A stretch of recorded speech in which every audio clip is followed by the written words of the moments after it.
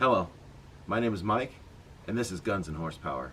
Thanks for joining me for today's video, where I try to figure out what's wrong with my 1993 Ford Mustang Cobra.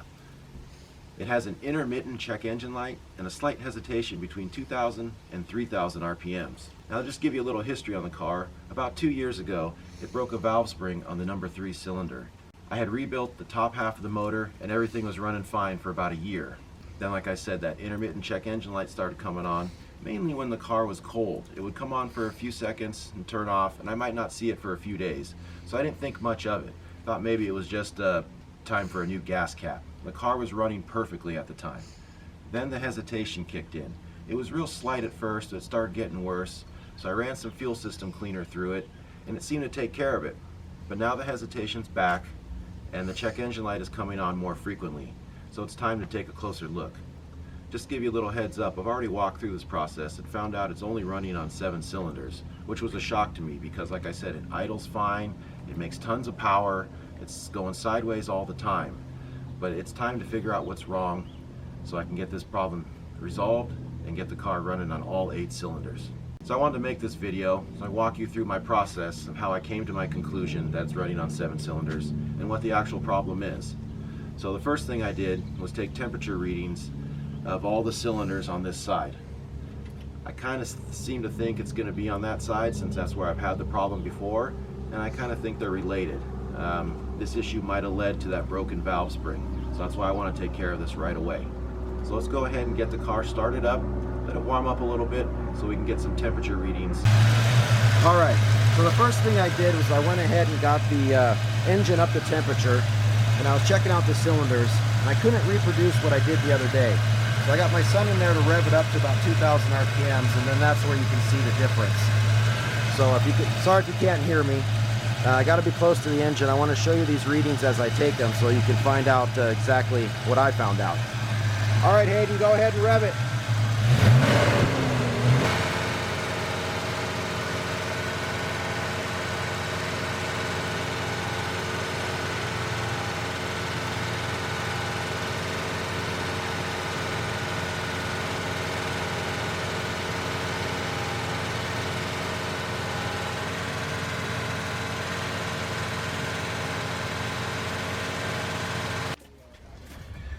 All right, so I hope you're able to pick that up. I started out at number 1, took the temperature, went 2, 3, 4, all the way down this side, and I was trying to show you that the fluctuation between the number 3 and the rest of them seem to be greater. It's kind of hard to tell because there's coolant pumping through everything, so the temperature fluctuates with each firing cycle and the coolant pumping through. But I hope you can see there that on number 3 it jumped up to a max of 664 and was kind of living around 500 when the rest were living between 350 and kind of 440. You would see that jump. So I determined that that number 3 cylinder is definitely running lean. So the next step is to see if it's spark or fuel. The temperature on this cylinder was about 150-190 degrees hotter than the rest. It definitely peaked higher than the rest of the cylinders. So my next step is to pull this spark plug boot off and see if anything changes. Let's go ahead and get the car running. See,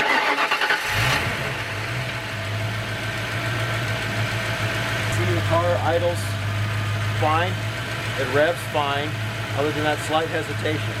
Let's go ahead and pull the spark plug boot off and see if anything changes.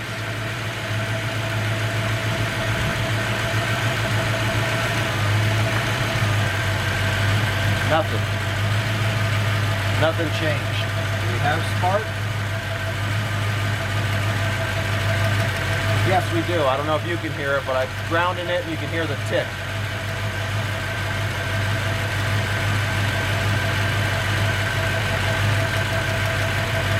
Can you hear that? That's grounding it. So we have spark, but removing the wire does nothing for performance.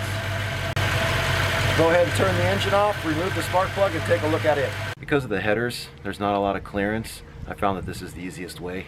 The ratchet just seems to get in the way. Go ahead and get this on there. Should have let it cool off a little bit more.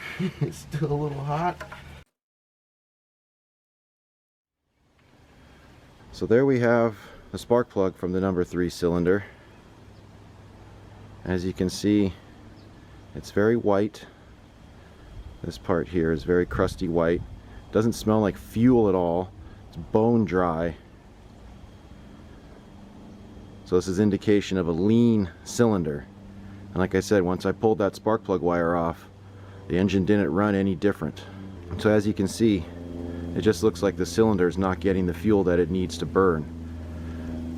That would be a good indicator of that cylinder running hot, like it does. And the spark plug definitely shows a lean condition. So I've determined that I'm going to change that one fuel injector and see if it solves my hesitation and my intermediate check engine light. By the looks of this condition, I hope it does. So the next step in this process is to change out that bad fuel injector.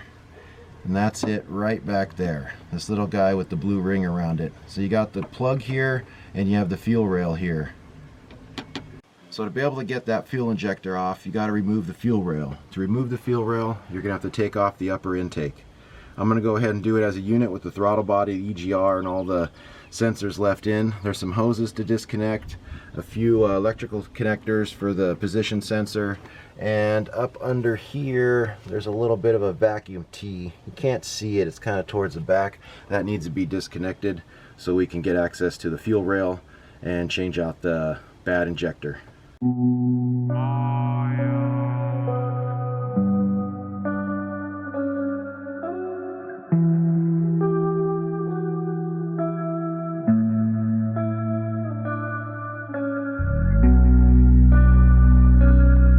I got the bracket for the intake loosened, got the plug off the idle air control, EGR plug is disconnected, throttle position plug is disconnected. Next is the cable, throttle cable itself.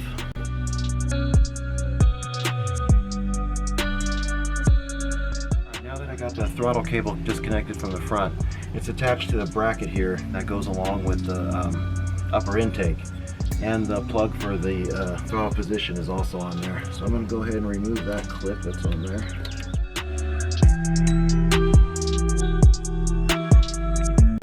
Now the throttle cable's clear.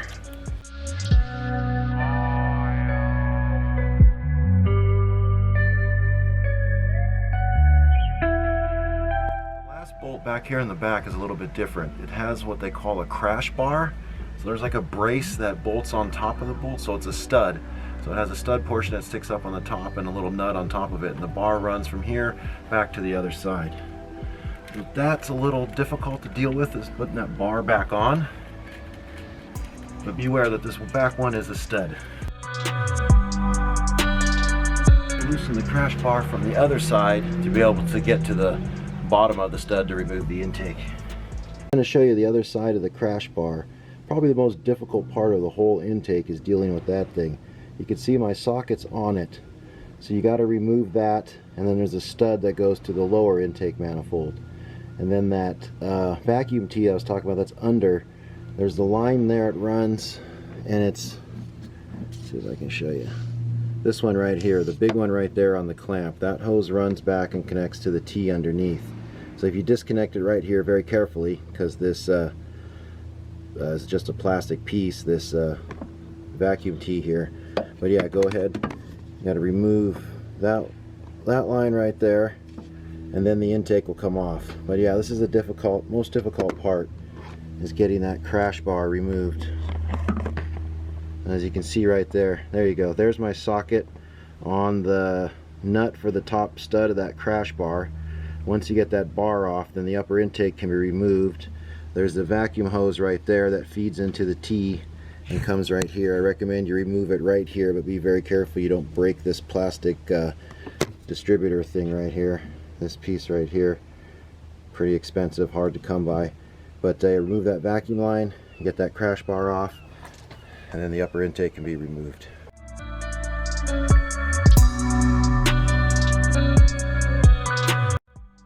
Careful you don't drop that down there. Tough to find a replacement. This is the crash bar I was referring to. I guess in case you get in an accident, it gives some added support so the intake doesn't get crushed down. Something like that's what I've been told. But this little guy is not on every Fox body, but if you got this. This is about the only thing that makes removing the upper intake difficult. So now everything should be loose. We can go ahead and pull it out. So all the bolts are slightly different length. So I went ahead and set up this little foam tray and I laid them out just like they came out so I can go ahead and put them back in. As you can see, these two a little bit different. I believe these two are the same, but just so I don't mess them up and have to figure it out later. I took the stud off to remove the crash bar, the top nut I mean on the stud. Now I still have to remove the stud. I still got one bolt left.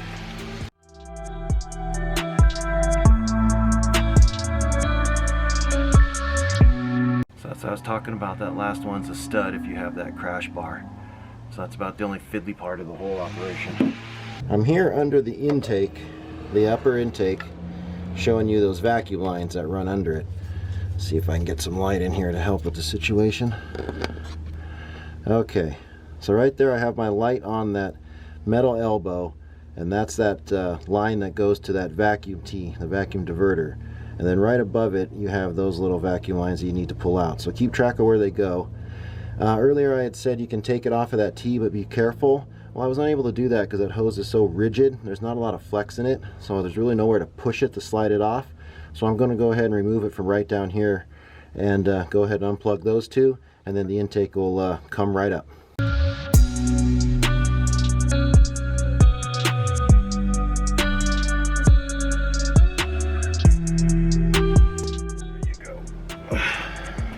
Now that we got the upper intake out of the way, we can get to that back bolt. We got that bolt there, and there's the two on the other side, and the fuel rails just come up. Don't think I'm going to need to unbolt the other side, since I'm just changing this injector right here. The fuel rails are just pressed onto the injector, then those bolts hold them into place. So I'm going to try to just disconnect the one rail. They're connected by, you can see it down there, a rubber tube, so there is some flexibility to be had. So I'm thinking that's all I'll need to do to get that injector out.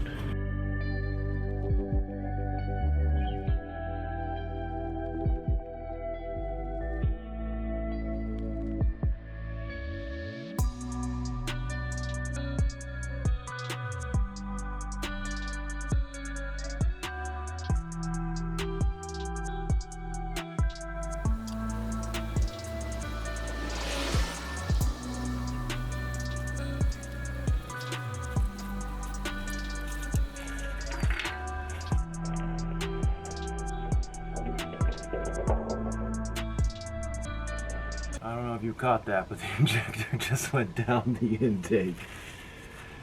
Okay, good thing it was an injector. I knew I should have put something over those.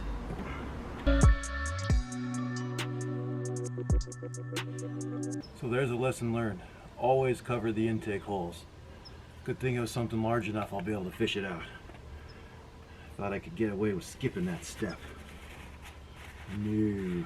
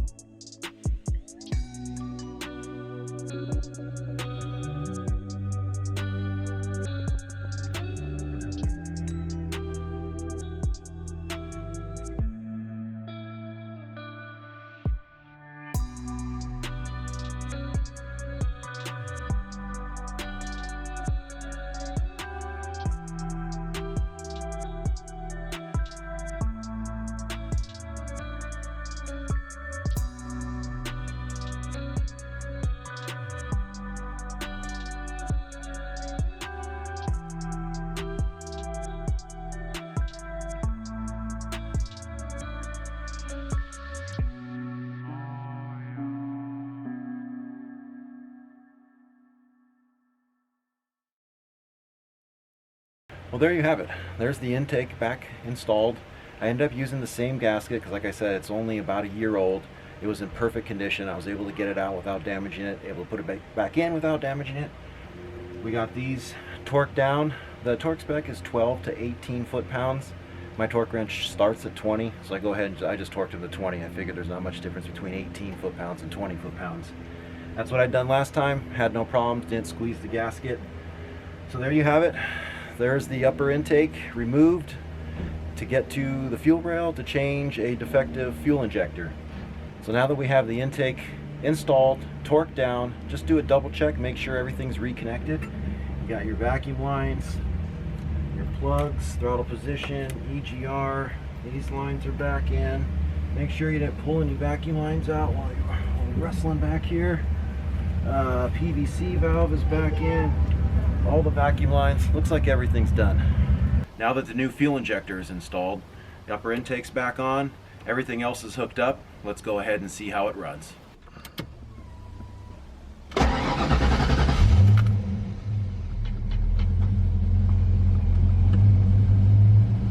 We just started it up, and right away I noticed that the idle is a little lower.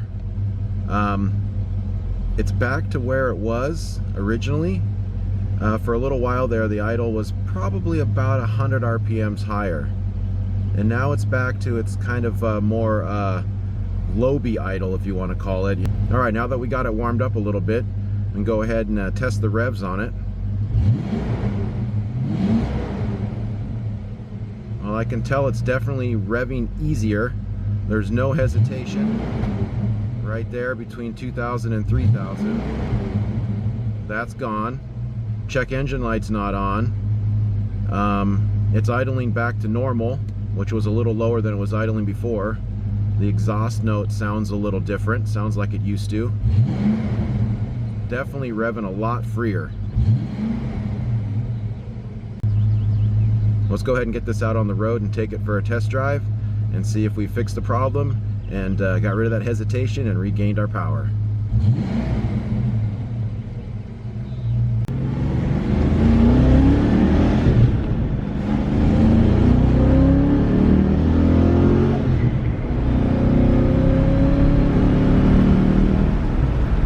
Definitely feel like we're running on all 8 cylinders now.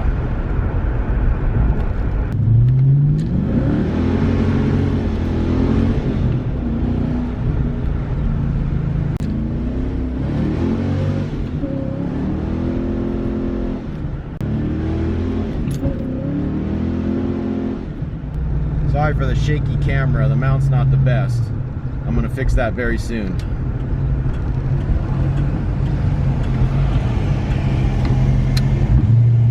Let's see how it goes.